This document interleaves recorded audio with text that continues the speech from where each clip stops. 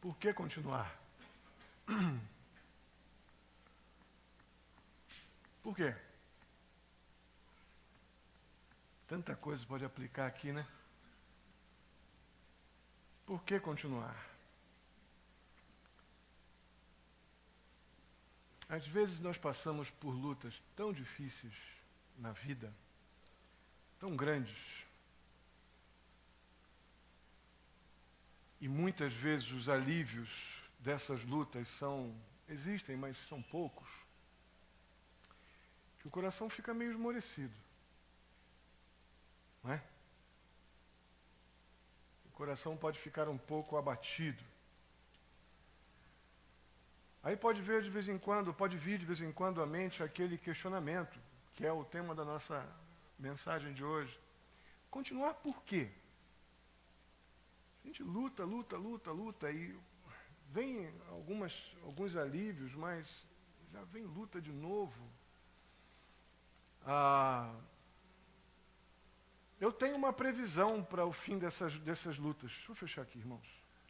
Alguém pode sugerir para mim alguma provisão para o fim dessas lutas? Hein? Não? Isso. Morreu, acabou. Resolve logo. Mas a gente não pensa nisso, né? A gente vive com essa realidade. E eu não estou falando de jeito nenhum quando eu faço essa conjectura, esse questionamento. Eu não estou falando aqui de nenhum desejo suicida, não. Não aguento mais, vou me matar. Não, não é isso de jeito nenhum. Mas estou falando de algo totalmente possível, de um momento comum para pecadores como você e eu. Momentos onde a gente perde o fôlego. Não vou pedir para ninguém levantar a mão quem já se sentiu assim, mas é provável que, se não todos, a maioria, já tenhamos passado por situações onde parece que o fôlego acabou. E venham continuar para quê? E não é porque você é o pior dos pecadores, não. Não. É porque isso faz parte da nossa vida. Cansar é uma coisa normal. O problema é quando chega no extremo disso, que você entra naquilo que a gente tem entendido como a perda da esperança, que é o desespero, que é a depressão. Mas sentir cansado e abatido diante de lutas que nos esgotam, com poucos momentos de alívio, não é uma coisa absurda a gente pensar, por que continuar lutando? E esse questionamento pode vir em várias áreas, nas questões relacionais, envolvimentos com pessoas, convivências conjugais, família. Vem, obviamente, também em questões materiais e certamente também espirituais. Essa pergunta se aplica a qualquer uma dessas áreas. Mas numa primeira avaliação, esse tipo de questionamento pode até parecer, quando chega no seu extremo, algo meio desesperançado, mas é muito comum, é muito mais comum do que nós gostaríamos, do que você gostaria que fosse, e eu também, mas é uma realidade que a gente tem que aprender a lidar com isso com uma resposta certa para este momento. E é por isso que, diante de um momento muito semelhante a esse, o escritor aqui da carta aos Hebreus, ele dá uma encorajada nos crentes hebreus. Estavam passando um momento desse tipo. A realidade deles era das perseguições com o Império Romano, eles eram judeus, então tinham perseguições não somente de Roma, como dentre os próprios judeus, que não aceitavam que muitos deles estivessem debandando para o cristianismo. Então havia uma pressão social, política, econômica forte sobre essas pessoas e sobre nós também. Cada um na sua realidade, mas nós também temos pressões desse tipo.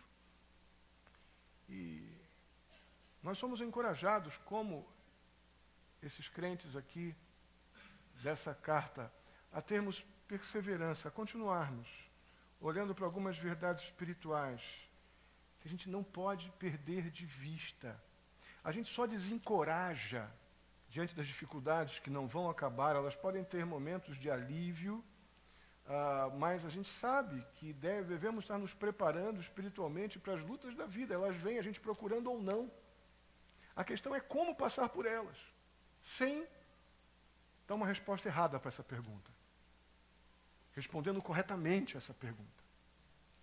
E aí vamos ler em Hebreus. Já abriu aí? Hebreus capítulo 10, dos versos 32 até o 39.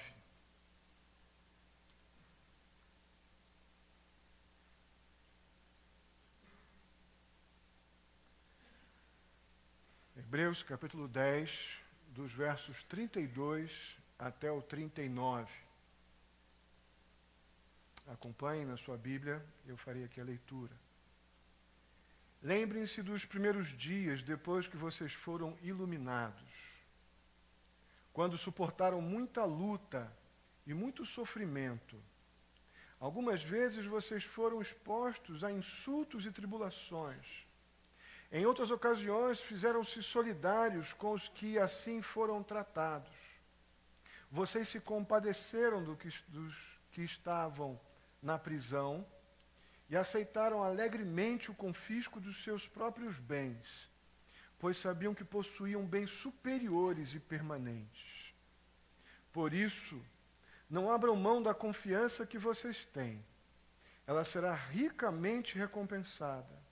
Vocês precisam perseverar, de modo que quando tiverem feito a vontade de Deus, recebam o que Ele prometeu, pois em breve, muito em breve, aquele que vem virá, e não demorará. Mas o meu justo viverá pela fé. E se retroceder, não me agradarei dele. Nós, porém, não somos dos que retrocedem e são destruídos, mas dos que creem e são salvos. Vamos ler o verso 39 juntos? Vamos lá. Nós, porém, não somos dos que retrocedem e são destruídos, mas dos que creem e são salvos. Amém? Vamos orar? Bondoso Deus, muito obrigado, ó Pai, por o Senhor nos dar esse tempo tão especial que podemos te honrar com louvores que reconhecem a tua santidade, reconhecem a tua glória e o teu poder.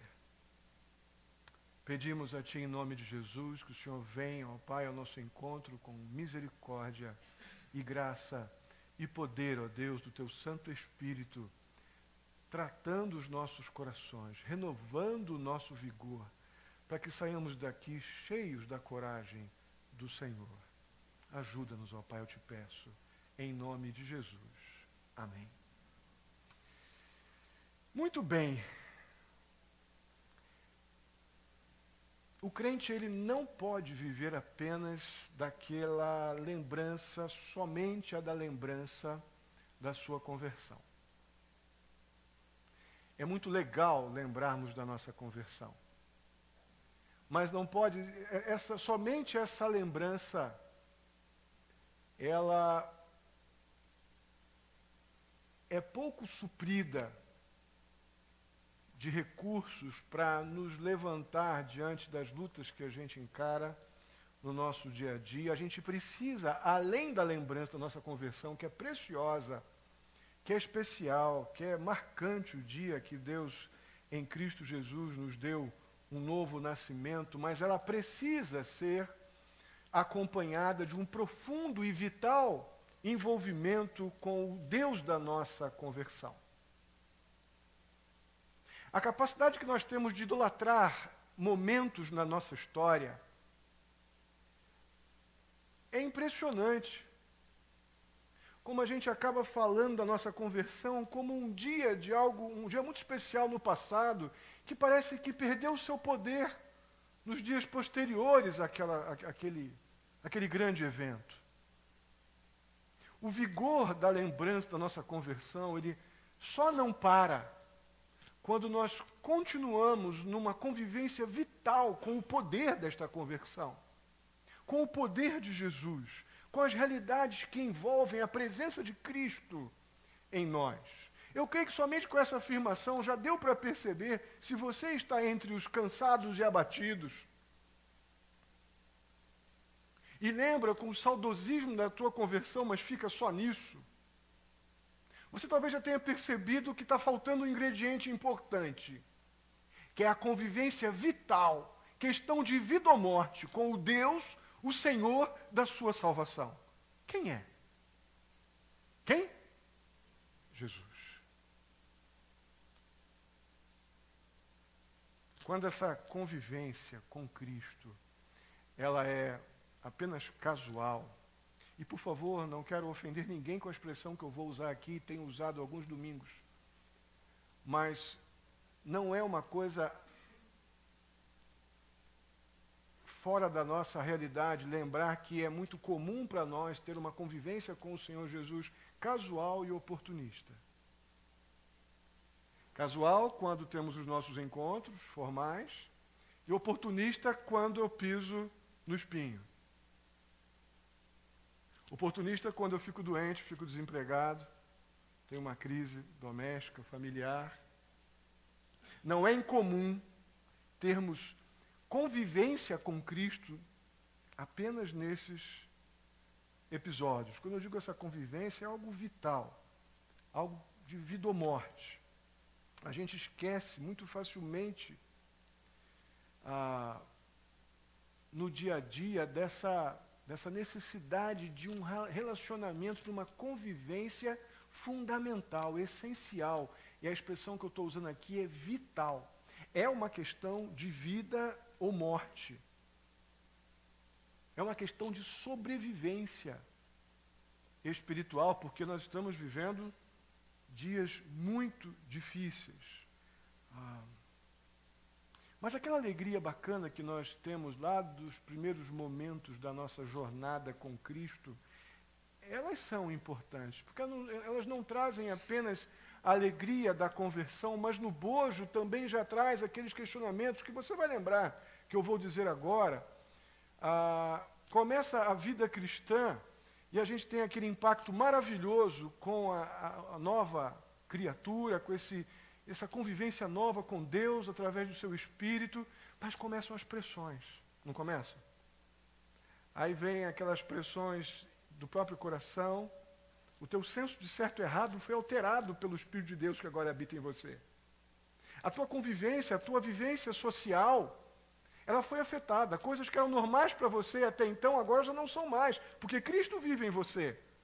E a palavra de Deus te dá novos contornos, dá nova direção à tua história. Então, junto com a alegria da salvação, vem algumas pressões. E Deus vai te amadurecendo nesse processo, e você vai crescendo, e as lutas vêm, lutas talvez de trabalho, coisas que você tinha hábito de conviver com certos grupos, ou fazer certos tipos de negócios ou negociações, que agora você, com o caráter de Cristo, você sabe que não dá mais. Você quer a aprovação de Deus. E ao mesmo tempo que vem a alegria, a lembrança da alegria da salvação, do novo nascimento, algo que nós recebemos pela graça, vem também a lembrança das lutas e de quantas o Senhor te livrou. E aí você, nas lutas do presente, quando olha para essas lutas e alegrias do passado, nisso encontra uma oportunidade de contemplar o Senhor da tua salvação e reviver momentos espirituais que renovam o nosso ânimo diante das lutas da vida, com poucos alívios, talvez. E é bem isso mesmo que estava acontecendo lá com os hebreus, e aqui logo no versículo 32 nós vemos isso. Lembrem-se dos primeiros dias depois que vocês foram iluminados. Essas duas verdades acompanham essa lembrança. Tanto a beleza do encontro com Jesus, quanto as lutas que vieram e a capacitação que eu comecei a conhecer, essa capacitação sobrenatural do Espírito Santo, à medida que as vitórias sobre as lutas e o amadurecimento que as lutas trazem foram renovando os meus dias, me renovando em conhecimento e convivência com Deus. É isso que o autor de Hebreus diz para aqueles crentes. Gente, lembrem-se da conversão, mas lembrem-se também da convivência vital que vocês precisam ter com o autor da salvação de vocês. Lembrem-se de quando vocês foram iluminados. Que bacana esse começo. Logo de cara tem essa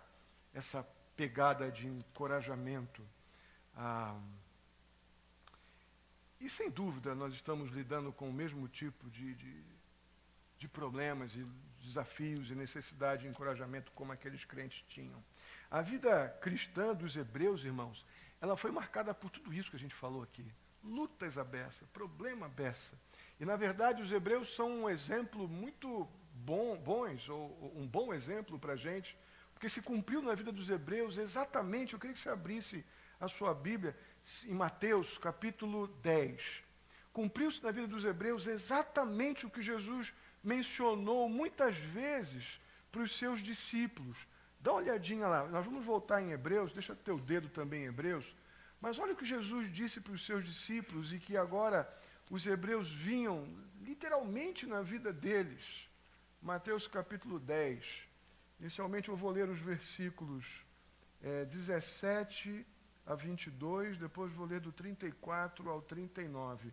Mas o capítulo 10, 17 a 22, diz assim: tenham cuidado, pois os homens...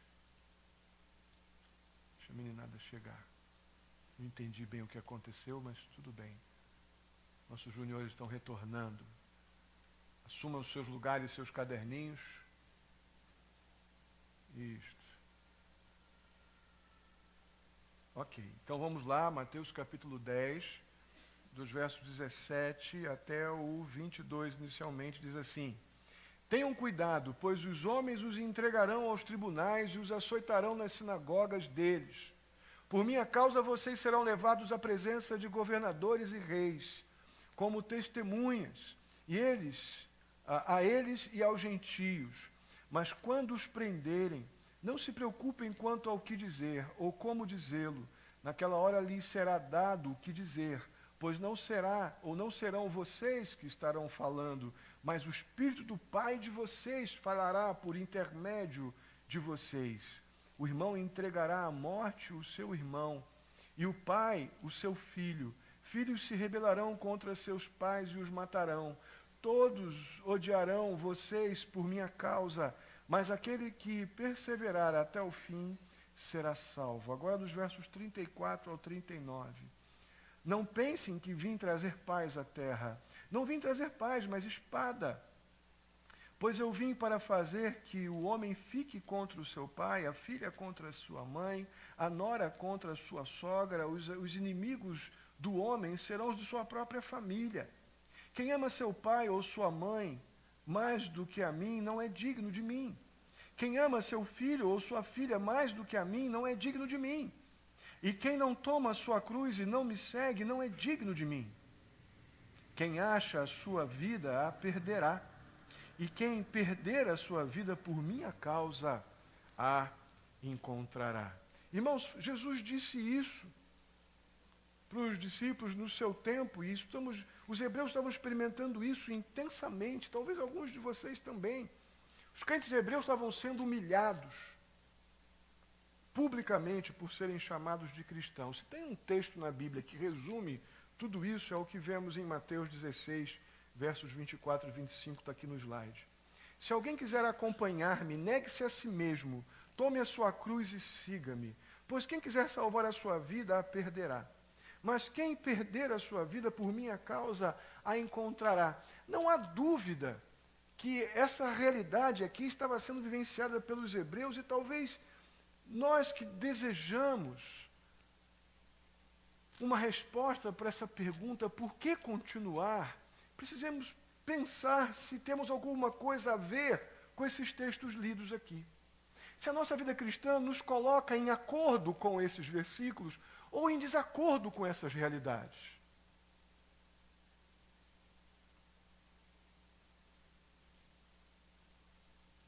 O fato é que, ao contrário do que a gente costuma ouvir nos rádios e nas televisões, de forma alguma Deus torna mais fácil o caminho dos seus filhos quando entregam seus corações a Jesus. A Bíblia não diz isso. Muito pelo contrário.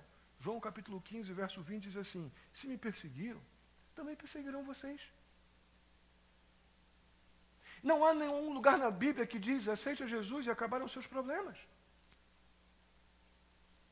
Mas diz na Bíblia assim, que quem quiser vir após mim, negue-se, tome a sua cruz e me siga. Eu te dou o meu espírito para te capacitar a fazer o que você sozinho não poderia. Isso nós encontramos.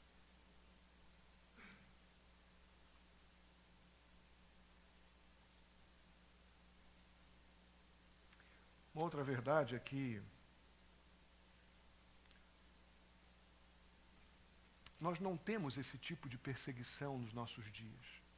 Essa perseguição de sermos humilhados publicamente, de sermos expostos diante de algum ridículo. Talvez no passado isso já tenha acontecido, mas hoje é até meio pop dizer que é evangélico, né? Dá até em alguns ambientes um certo crédito. Eu ouvi essa semana um comentário de uma pessoa que dizia que o empregador queria, um empregador não crente, uma pessoa incrédula, que preferia muito que os seus funcionários fossem evangélicos. Sabemos que isso não é uma máxima, porque crente peca também e erra. Mas é óbvio que se uma pessoa de fato tem esse relacionamento vital com o Senhor da sua salvação, tem tudo para ser alguém que é digno de respeito e atenção e crédito. Mas a questão é que nós não vivemos esse tipo de sofrimento e luta que os hebreus passavam. A luta dos nossos dias é diferente. A luta dos nossos dias, ela é moral. A maciça maioria dos momentos difíceis que a gente passa no nosso dia a dia é por causa das escolhas morais que nós temos que fazer. As nossas aflições e lutas, ela vem dos critérios que nós adotamos para dizer sim ou não para um monte de situações que batem à nossa porta, que vêm à nossa vida. Aí, de acordo com o critério que a gente usa para definir o sim ou não que nós vamos dizer, aí podem vir tribulações íntimas, interiores, medos, inseguranças ou pressões que geram algum tipo de ansiedade, ou talvez uma oposição pública, pode acontecer também, ou ambas. Mas os critérios morais que determinam o nosso, quando eu digo morais, dentro dos valores da palavra de Deus, do certo ou errado, que é a nossa referência, que é a palavra do Senhor. Quando decidimos a partir da palavra do Senhor o que é certo e errado, é que nós podemos ter esse tipo de pressões íntimas ou públicas, ou as duas, mas é daí que vêm as lutas que a gente passa. Como a gente vê aqui no versículo 34, está com a sua Bíblia aí já, né? De volta no capítulo 10 de Hebreus. Tudo que a gente passa, essas lutas, apertos, aflições que a gente passa por amor a Cristo, é sofrimento que nos amadurece. São lutas que amadurecem a nossa fé. Fé madura é fé provada, é fé testada. E uma das coisas que os sofrimentos nos trazem, ou o sofrimento nos traz, é a capacidade de estarmos mais sensibilizados com os outros. Você já percebeu que quando a gente está numa fase onde não olhamos muito em volta, porque estamos tão bem que pouco notamos as pessoas ao nosso redor, nós ficamos mais frios também em relação à necessidade dos outros? Mas à medida que somos afligidos por alguma dor, por alguma aflição, somos provados em nossa fé, de alguma forma internamente ou publicamente oprimidos por alguma circunstância, e nos relacionamos com essa aflição de forma como crentes, na dependência do Senhor, clamando por ajuda e Deus permitindo aquela dor, não somente a gente amadurece, como nossos olhos começam a ficar mais atentos às necessidades dos outros. E foi isso que aconteceu lá com os crentes hebreus também. À medida que eles foram tendo essas provas e sendo provados e amadurecendo, a fé deles foi autenticada com fruto. Eles começaram a se compadecer dos outros. Sabe o que acontece quando eu começo a lembrar dos outros? Eu começo a ver que tenho problemas, mas tem gente com mais problema do que eu. E começo a ter algumas respostas para aquela pergunta. Continuar por quê? Porque quando eu amadureço, em meio às atribulações e aflições da vida, eu amadureço também na fé. E passo a reconhecer as necessidades dos outros, me compadecer dos outros. Aí aqueles olhos, os meus olhos que só olhavam para o meu umbigo, agora passam também a ver o umbigo do meu irmão que está sofrendo. Aí eu começo a ver que os meus problemas, eles são grandes, mas tem gente com um problema maior do que o meu. Eu me compadeço deles. E começo, então, repito, a ter respostas do porquê continuar. Mas o texto continua. Aqueles crentes amadurecidos, compadecidos agora dos que estavam ao seu redor, tendo a sua fé provada, eles eram então capazes de lidar com a realidade difícil. Alguém está vivendo aqui, não precisa responder não, dentro de você. Alguém está vivendo uma realidade difícil? Quem está vivendo uma realidade difícil, pisca. Vai estar, acho que a maioria de olho fechado aqui, né? Pois é. Aqueles crentes estavam sendo amadurecidos num contexto de uma realidade muito difícil. Mas o texto que vamos ler agora, do verso 34, diz que eles tinham alegria. Olha o que diz o verso 34. Vocês se compadeceram dos que estavam na prisão e aceitaram alegremente o confisco dos seus próprios bens. Uau!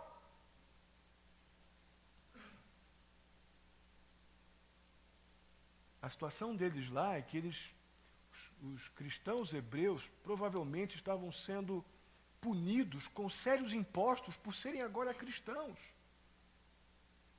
Estavam tendo, talvez, estavam sendo caçados alguns bens, propriedades, talvez. Talvez o mínimo que eles tinham, por causa da fé que estavam confessando em Jesus Cristo. Irmãos, nenhum de nós passa por isso, por causa de sua fé em Cristo Jesus em nossos dias, de uma maneira tão explícita como essa. Mas ninguém em tempo algum está normalmente disposto a perder o que vê para ganhar o que não vê. Não estamos dispostos a isso. Não é normal do ser humano, sem um vínculo vital com o Senhor da sua salvação, ficar bem neste contexto. Eu tenho certeza que a alegria dessa turma aqui, desses crentes, não é um surto de loucura que eles estão tendo, mas eles têm certeza. O texto nos diz que eles têm uma certeza diferenciada. Eles têm certeza de que possuíam bens superiores e permanentes. Eles estavam talvez perdendo terras, perdendo casa, perdendo dinheiro, talvez perdendo emprego. Mas eles tinham, nesse momento de realidade difícil, uma fé provada e amadurecida no meio das tribulações, que lhes dava uma alegria sobrenatural, de que as pessoas podiam até tomar as coisas materiais deles injustamente e covardemente, mas eles possuíam bens superiores e permanentes. Do que será que esses crentes estão falando? Hein, irmãos?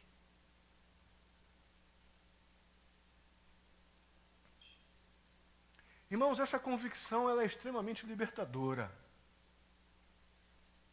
Quando toda a nossa riqueza ou toda a nossa alegria está neste mundo, nós, além de termos um potencial enorme de sermos idólatras e sofrermos muito quando alguma coisa acontece com o que nós temos, nós perdemos essa alegria libertadora que vem do presente celestial, que é o perdão de pecados e a vida eterna, o céu como um presente. Essa convicção, ela liberta aquele que crê em Jesus como Salvador, dono da sua herança, dono da promessa. Quem realmente crê em Jesus salvificamente, porque muita gente diz que crê em Jesus, o diabo não nega que Jesus existe e foi para a cruz. Mas quem crê em Jesus salvificamente, ou seja, crendo que ele foi para a cruz por causa do meu pecado, para que o meu pecado seja, uma vez arrependido, ele seja perdoado, eu seja lavado pelo sangue que foi derramado na cruz.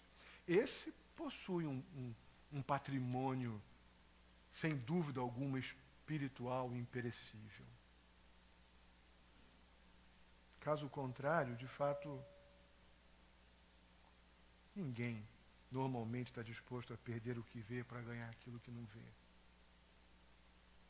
Mas se cremos que nosso patrimônio imperecível está no céu e nos foi dado de forma irrevogável, lógico que eu não vou sair dando pulinho na rua, oba, tire as minhas coisas. Deus não quer isso.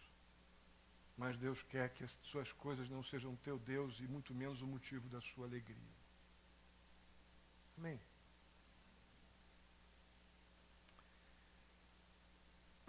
Martim Lutero, todos nós conhecemos, né?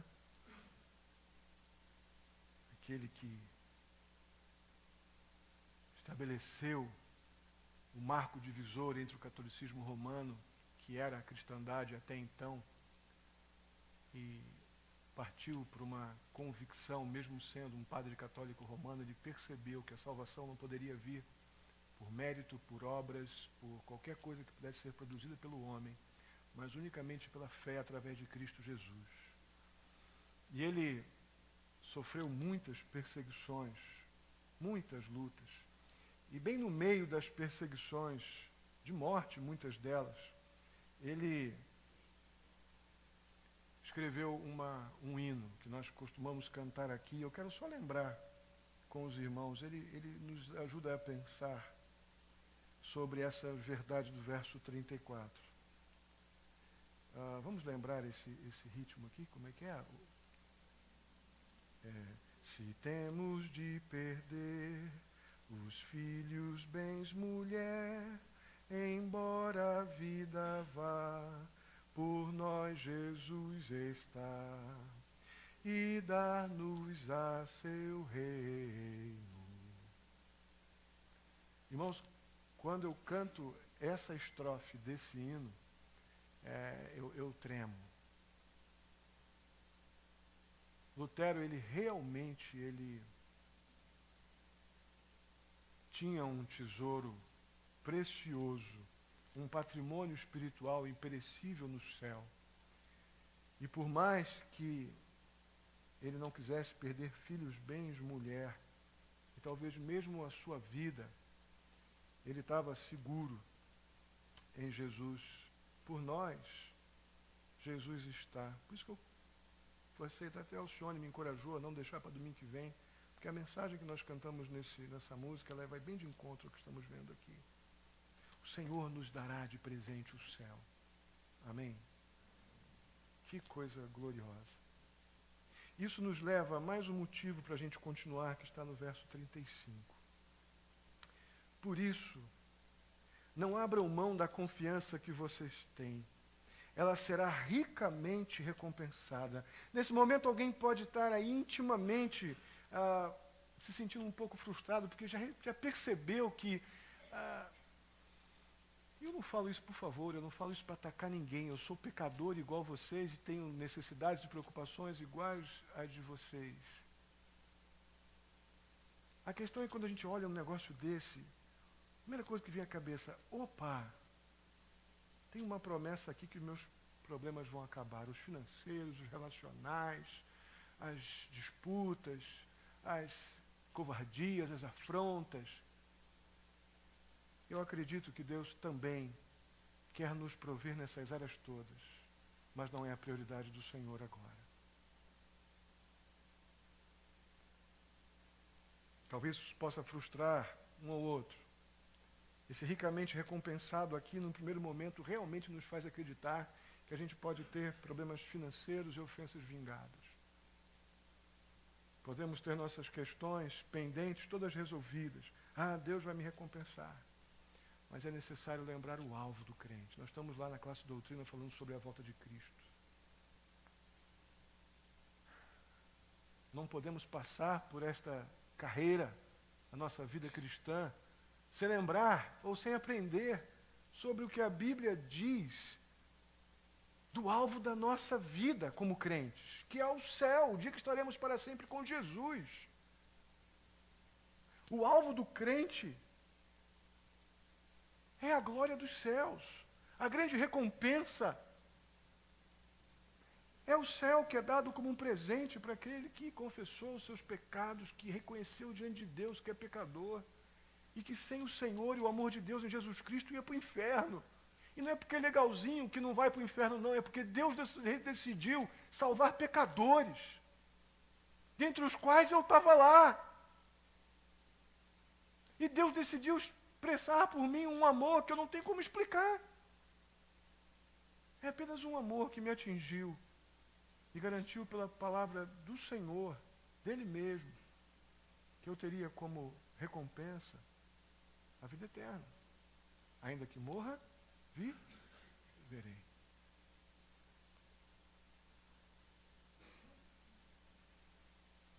Essa confiança que será recompensada, meus irmãos, não tem nada a ver com nenhum tipo de obra ou mérito pessoal.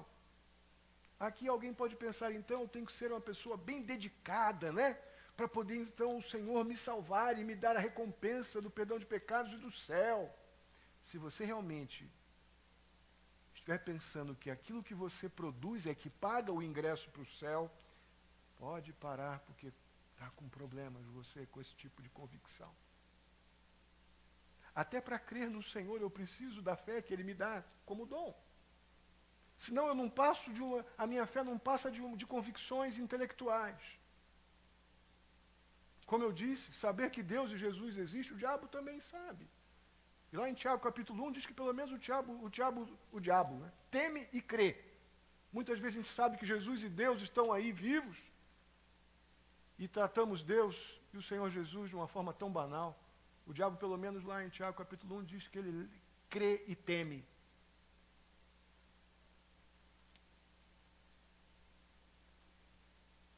Então, a recompensa que recebemos, que recebe aquele que confia no Senhor, e tem motivos para continuar por isso, essa recompensa é resultado da sua bondade. Recompensa que recebemos, resultado da liberdade soberana que Deus tem de abençoar quem Ele quer. Com poder, com graça e com justiça. Mas antes de seguir, a gente tem que pensar numa situação que está acontecendo aqui neste momento do texto. Quando a gente pensa em recompensa para os fiéis, para aquele que confiou, isso traz no seu bojo a ideia de um juízo. Se eu vou recompensar aquele que confia, se eu vou recompensar o fiel, obviamente alguma coisa há de acontecer para aquele que não foi fiel, né? Então esse pensamento traz no seu bojo a ideia de juízo. Toda ação tem consequências, espiritualmente falando, para a salvação ou para a condenação. Está na mesma Bíblia. A recompensa que a gente vê e fala aqui não é obrigatoriamente ou não se limita a uma bênção. A recompensa, o resultado da minha confiança, pode ser também condenação, perdição, juízo condenatório. E começa então aqui um desfecho no texto que nós estamos vendo para esse caminho do encorajamento, para o caminho de uma boa resposta em relação a por que continuar, quando somos lembrados da importância de estarmos continuamente fazendo a vontade de Deus. Aqui nos versos 36 e 37,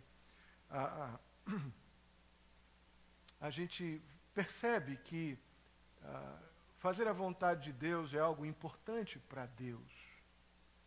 E não vai ser um resultado de um esforço intelectual de ninguém. Não vai ser o fato de você ler a Bíblia 10 vezes apenas. Mas vai ser indispensável, não que não seja ótimo ler a Bíblia 10 vezes, viu, irmão? Mas é indispensável, nesse processo de conhecermos o Senhor e fazer a sua vontade, a gente subordinar a nossa vontade à vontade dele. Sabe o que nos impede, irmãos, de fazer a vontade de Deus? Não é não conhecer a Bíblia toda. É que nós não estamos dispostos a subordinar a nossa vontade à vontade do Senhor. É isso que nos impede de fazer a vontade de Deus.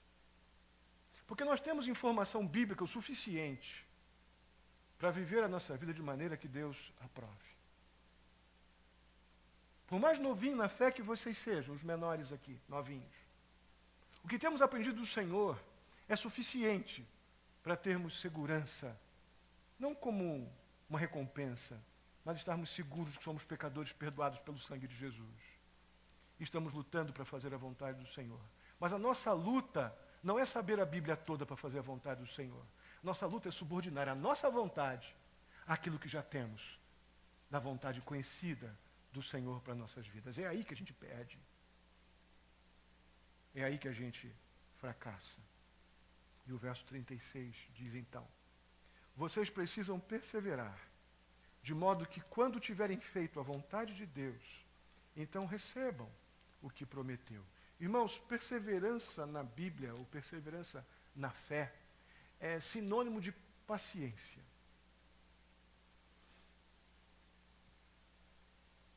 Paciência para persistir fazendo o que Deus aprova. E nós sabemos que não ganharíamos nenhuma medalha de ouro em paciência, se estivermos aqui numa competição, né? Bronze. Ficaríamos classificados entre os 10. O duro é que na vida cristã a gente aprende paciência somente pelo sofrimento. Dificilmente você aprende paciência no tempo da providência tranquila. Mas a gente costumeiramente aprende paciência através das aflições e não fora delas. A gente aprende a perseverar. A gente aprende a esperar no Senhor. O que o Senhor prometeu ao paciente ou ao perseverante é a esperança futura da igreja. É o que nós nos preparamos. Vamos ler juntos aí que está em vermelho. Pois, em breve, aquele que vem e não... Pois é para isso a nossa paciência. Se temos paciência para isso, certamente teremos paciência para todo o restante. Porque para isso aqui nós precisaremos subordinar a nossa vontade à vontade de Deus. Logo, eu estarei sendo plenamente capacitado para qualquer área da vida, seja qual for a aflição. Porque eu estou no Senhor aguardando a vinda do meu Salvador. Eu estou com paciência me conformando a minha vontade à vontade do meu Deus. Estou buscando conhecer o Senhor, porque é um prazer para mim fazer a vontade do Senhor. E Deus tem um prazer enorme em recompensar aqueles que sujeitam a sua vontade, à vontade dEle. Então não tem como eu não ter mais uma poderosa resposta do porquê continuar. Eu sou capacitado pelo poder de Deus a continuar quando tenho o alvo da minha vida cristã bem definido, que é estar com Cristo no céu, porque aquele que vem virá e não demorará. Mas se a nossa vida cristã está distraída com um monte de perfumarias evangélicas ou evangelicalizadas, realmente o céu é apenas uma lembrança utópica. Mas se o nosso coração está voltado para o alvo da nossa fé, o céu é desejado. E a nossa vontade fica conformada à vontade de Cristo, porque é assim que o Senhor diz que nós temos segurança de estar com Ele no céu, em glória, e isso não demorará. Mas o verso 38, ele ainda diz mais. Essa segurança do céu, essa esperança do céu, irmãos, é a força propulsora mais poderosa da nossa fé. Quando a gente perde de vista a realidade da vida com Cristo em glória, a nossa fé ela fica reduzida ao que eu posso ganhar amanhã, ao que eu posso não perder, a arrumar uma coisa aqui e ali. Experimentamos a nossa fé de uma forma bem medíocre em coisas temporais. Quando estamos no mundo, passíveis a ter e não ter, a acertar e errar, ganhar e perder. Eu estou nesse mundo, eu não estou ainda no céu. E nesse mundo nós passaremos o quê? Isso vai nos fazer em alguns momentos ganhar, outros momentos vamos perder. Isso não quer dizer que estamos pecando, não. Estamos dizendo apenas que tem coisas que dão certo e outras que não dão certo. E testamos a nossa fé em coisinhas banais. E quando de fato desafiados a provar a nossa fé diante de grandes aflições, aí é que ela amadurece, porque a gente normalmente não exercita a fé para lembrar que se eu morrer hoje eu estarei com Cristo no céu. Mas se estivermos na UTI, lembramos disso. Se estivermos internados, cheios de aparelhos, lembramos que se eu morrer hoje eu quero estar no céu. Aí eu exercito a minha fé. Muitas vezes, não temos motivos para continuar, porque a nossa fé é uma fé preguiçosa. É uma fé de UTI. É uma fé casual. É oportunista. Aí o Senhor permite as provações para que a gente, treinado, possamos nos compadecer também dos que estão ao nosso redor e parar de olhar os nossos problemas como os únicos e começar a orar pelo irmão que também está lutando e desejar a vinda do Senhor como um fim para isso tudo. Não de uma forma fatalista, mas cheia de esperança. Se Deus me capacitar a vencer os dias duros hoje, mas no desejo convicto de que o meu Senhor Jesus pode vir a qualquer momento e me levar para estar com Ele. Isso é fé madura. Isso é fé ativa. Isso é o que o autor de Hebreus cita, lembrando lá o que o profeta Abacuque disse. Interessante que Abacuque, lá no Antigo Testamento, ele fala dessa realidade da vinda do Messias como algo extremamente real. A gente hoje é lento à beça. O autor de Hebreus cita, então, que o meu justo, isso é uma citação lá de Abacuque, no capítulo 2, versos 3 e 4, o meu justo viverá pela fé. O que quer dizer isso? O que é isso na prática? Isso quer dizer que a verdadeira justiça, irmãos, é aquela que vem da parte de Deus sobre a nossa vida, quando reconhecemos que somos pecadores e que não temos como resolver esse problema, e acreditamos toda a nossa confiança ao que Deus fez na cruz por nós, a justiça de Cristo, de Deus na cruz em nosso favor, ela vem de uma forma totalmente poderosa, diferenciada, soberana. Essa é a verdadeira justiça. Essa, na verdade, é a única que vale diante de Deus. No que diz respeito à consolação, à esperança do porvir, perdão de pecados, alegria em meio à dor, essa é a única que realmente, única justiça que tem esse poder, essa validade diante de Deus. Ela é dada somente àquele que crê na obra da cruz, àquele que crê em Jesus. Podemos afirmar que a fé em Jesus Cristo, ela sem dúvida, ela é a nossa justiça. A nossa recompensa, ela vem mediante a fé em Cristo Jesus. Foi Jesus quem nos justificou pela fé. E nós receberemos a promessa, a recompensa por causa disso, por causa daquilo que Ele fez. Isso tem validade total. Mas, por outro lado, quem abandona, quem retrocede, quem vacila nesse fundamento vital da vida cristã, que é fé salvadora, é confiar na justiça do Senhor. A Bíblia afirma de uma forma dura e impositiva ou imperativa: e se retroceder, não me agradarei dele.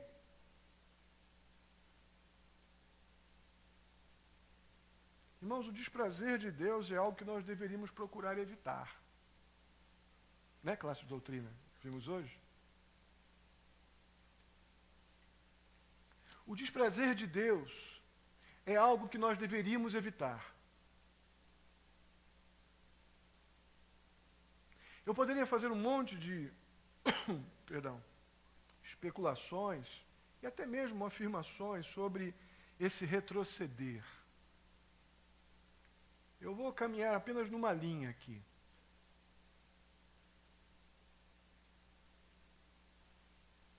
Depois de crer na justiça de Deus em teu favor e tratá-la como algo banal, pelos interesses mais pobres, passageiros que esse mundo possa oferecer, eu creio que é também para esses que esse texto é dirigido.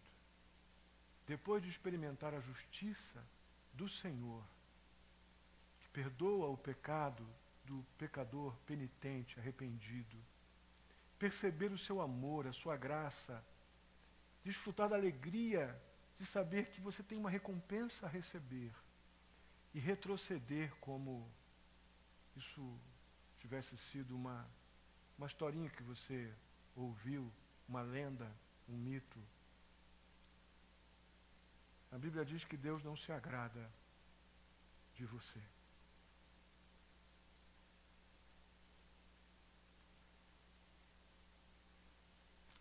O desprezo à graça de Deus torna o pecador passível de perdição eterna.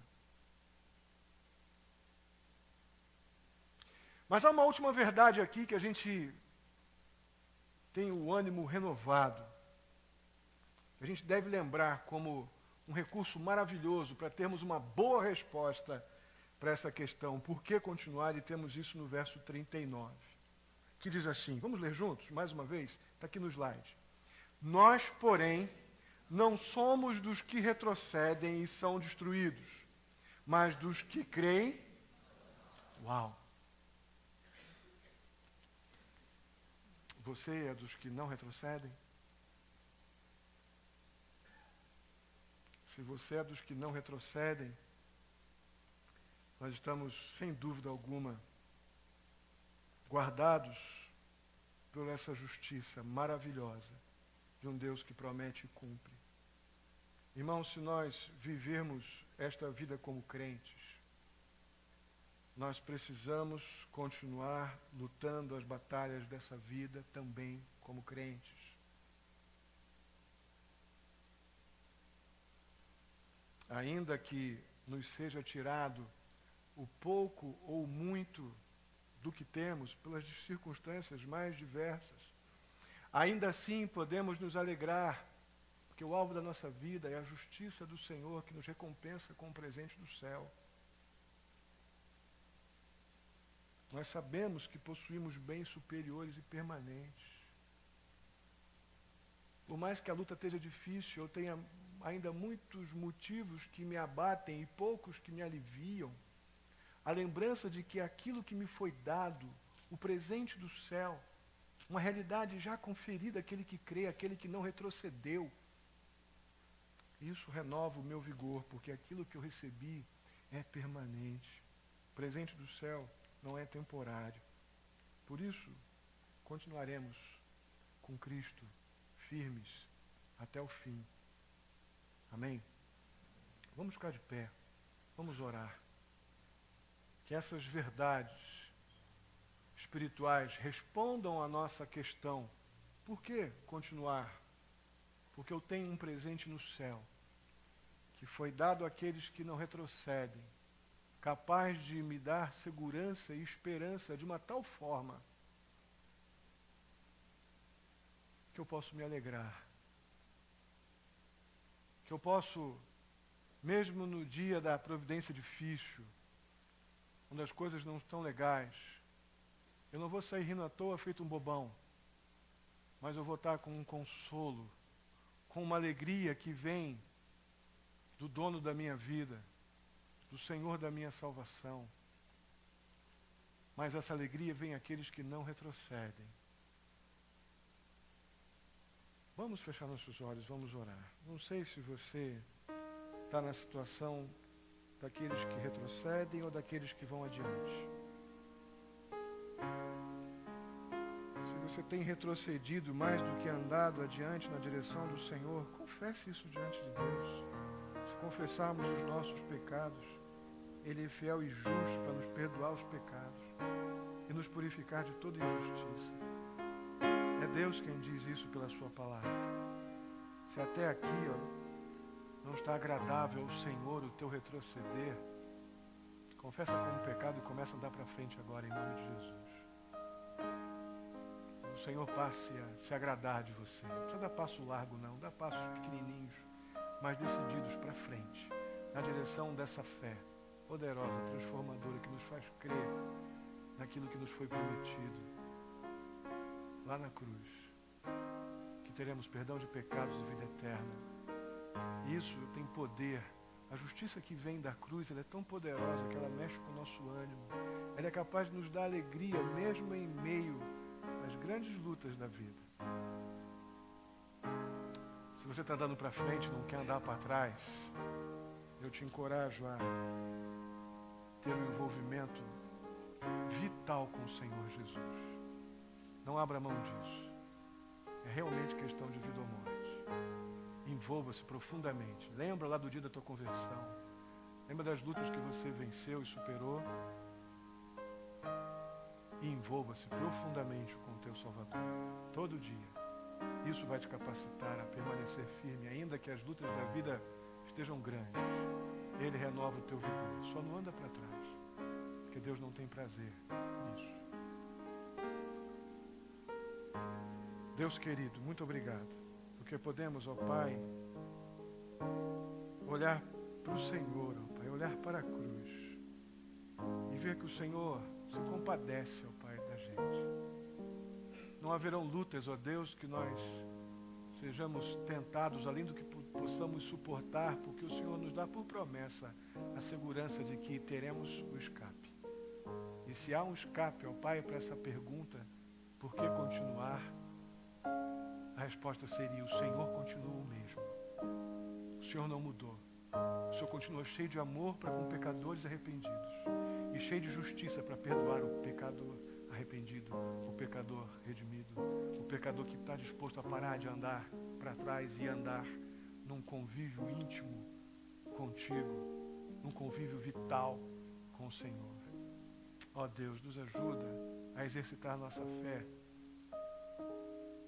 nesse motivo fundamental, ó Pai, da nossa vida como crentes, reunidos aqui como igreja. Nós esperamos a recompensa que o Senhor tem é o céu para pecadores arrependidos. Enquanto isso, temos que batalhar aqui, muito por batalhar nessa vida. Temos que trabalhar, nos alegrar, nos entristecer, mas somos plenamente supridos por essa justiça. A justiça que vem da cruz, que nos garante perdão de pecados e o céu. É isso que nos faz lembrar que temos bens muito superiores, imperecíveis, diante de coisas que a gente pode perder nessa vida. Ó Deus querido, renova o ânimo, renova o vigor, dá coragem para continuarmos abraçados à fé que confessamos ter no Senhor Jesus. Que saímos daqui, ó Deus, seguros que temos muitos motivos para continuar.